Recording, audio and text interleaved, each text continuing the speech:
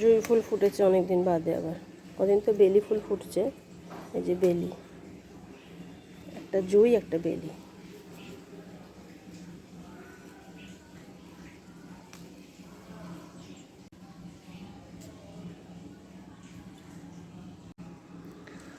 কালকে তো এক জায়গায় নেমন্তন্ন ছিল, আসার সময় এত বৃষ্টিতে ভিজেছি, এই শাড়িটা পরে গেছিলাম, পুরো শাড়িটা ভিজে একেবারে চাপচাপ।